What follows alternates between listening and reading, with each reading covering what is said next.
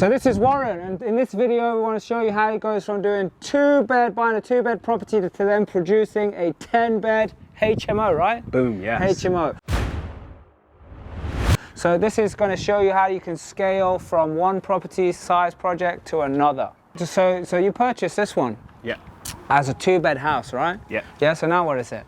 It's a 5-bed, 6-people HMO. So 5-bed, and just for good measure, you just told us on another video, so make sure you watch that video here, subscribe to the channel so you get all the videos that come your way. It's this one, and we're going to start walking now because we've seen this happen quite a lot, which is people start investing and just as good measure they start buying up streets. We've seen people do 7 in a row, that awesome project. Just tell me, you know, so which deal was done first? The 2-bed was done first. Strangely enough, this is our rent to rent. We control that as well. So another property, so 3 properties within about, 20 steps. Yeah, well, this is good. This is what it's all about. So tell me, how did you go from this 2-bed property, turn it into 5 units, to now you're going to be reducing 10 units in one shot? Yeah, so hold on. like that. So you hold her so she can feel you, and you just pull her a little bit faster.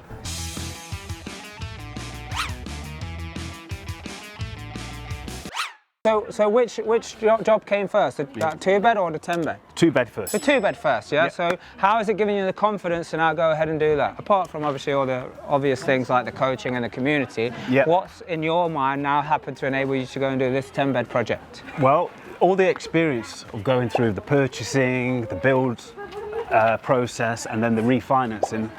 As you've always said, the experience is the only teacher, and it absolutely teaches you everything that you need to do, and it gives me so much confidence moving forward. So that's the first thing. Then after that, I was super confident around other strategies like lease option agreement, and working with you guys and people in the tribe of others who've done things like that. So if in essence, it really just allows me a little bit more time to go and do the same thing. So what's going on with this project right now? What stage is it at? 10-bed? The 10-bed. Okay, so the landlord basically, he's had his own pain. So he's been getting much less rent than what we can afford to pay him, and then what the market has pretty much been paying him. So his management team have been moved on, and then they have been replaced by us effectively. So is it 10 beds at the minute? Yes. So it's 10 beds at the minute, and you're now getting higher rents and giving him a guaranteed rent, so you've solved his problem. Exactly that. So you've solved his problem. So what are your plans with the property now? So now we can go straight in and go either 10 studios, so we can get our build team to rebuild each one of those rooms into studios, and they're huge rooms, or we can go for planning again and go to 11 or 12 rooms because we think it's big enough, and the parking behind allows that as well. Basically what you've done is you've taken control of the property, you're starting to get cash flow now, and so you're making money while now you decide what else that you can do. Yes. But this will involve you now then purchasing it. Yes. Hey, let me show, pass me the camera. I just want you guys to see what's going on. You carry on walking, I was just walking. Go on, go. I want you to see what's going on. Look at these crazy people. Careful, you end up in that skip. Huh? Oh my God, I was like taking the dog for a walk. There you go, guys. So welcome. This is our 10-bed HMO that we've secured on a lease option agreement.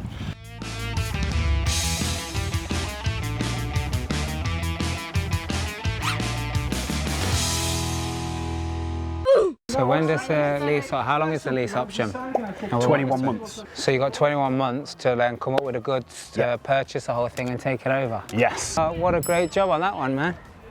Yeah, great job just coming across this one and being able to take it on and make cash flow now, plus solve this guy's problem. And then, purchase it and being able to do whatever you need to do and add it to the portfolio, right? It's a huge one, yeah. What's the numbers right now? Purchase, what does he want for it? 350. He wants 350 for it, it's 10.